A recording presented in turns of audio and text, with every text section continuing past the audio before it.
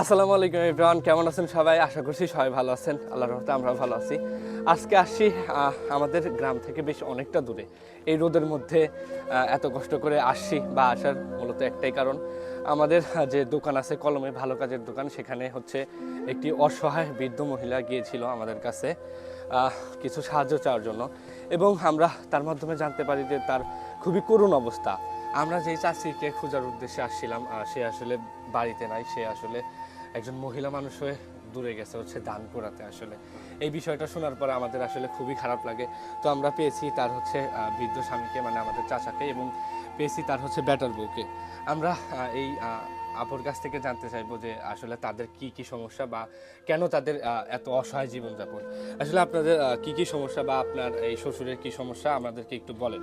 শ্বশুর কোনো কর্ম করতে পারে না, কাজকাম করতে পারে না, তাকে অসুখ চিকিৎসা দিতে পারি না, ঠিক মতো খাবার খাওয়াতে পারি না, অনেক সমস্যা পরিবারটা ধরেই।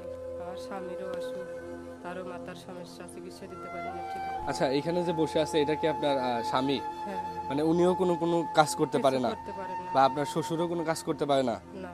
তার মানে হচ্ছে যে আপনি এবং আপনার শাশুড়ি মানুষের বাড়িতে হ্যাঁ, গিয়ে বা হ্যাঁ, হচ্ছে কোনো কষ্ট কিছু করে করে করি। মানে আপনাদের এই চল। সংসারটা অতিবাহিত করেন, এই তো? হ্যাঁ, হ্যাঁ, হ্যাঁ। মানে আরো দেখতে পাচ্ছি আপনার হচ্ছে পা যে ফুলে শ্বশুরেরও গেছে, চিকিৎসা পা দিতে পারি না। ফুলা বা চিকিৎসা করতে পারেন না, এই হলো ব্যাপার। বা হ্যাঁ, আপনারা কি মানে হচ্ছে যে কখনো কোনো মানুষের কাছ থেকে ওইরকম ভাবে সাহায্য না, সহযোগিতা না, পান? এখনো পাইনি। ও আচ্ছা, তার মানে দর্শক আমরা জানতে পারলাম যে ওনারা আসলে এত পরিমাণে গরিব, ওনাদের আসলে একবার পরিবারে নিঃস্ব। যে কোনো ছেলে মানুষ ওনাদেরকে ইনকাম করে না। খাওয়াবে এমন কোনো মানুষ নাই। আসলে এই জিনিসগুলো দেখার পর আমাদের নিজেদেরই খারাপ লাগতেছে। আমরা এত দূর থেকে আসছি, আসলে আমাদের সামর্থ্য অনুযায়ী আমরা চেষ্টা করেছি এক বস্তা চাউল, কিছু পরিমাণ কাঁচা বাজার এবং কি মৌসুমী ফল, আমরা আম নিয়ে আসছি, কিছু মুড়ি নিয়ে আসছি, যাতে ওনারা আসলে কিছুদিন ভালোভাবে চলতে পারে। আমাদের মেসেজ একটাই, যে আসলে আমরা আজকে এই কিছু পরিমাণ খাবার নিয়ে আসছি, আমাদের এই খাবারগুলো শেষ হয়ে গেলে ওনারা যাবে কার কাছে, কি খাবে?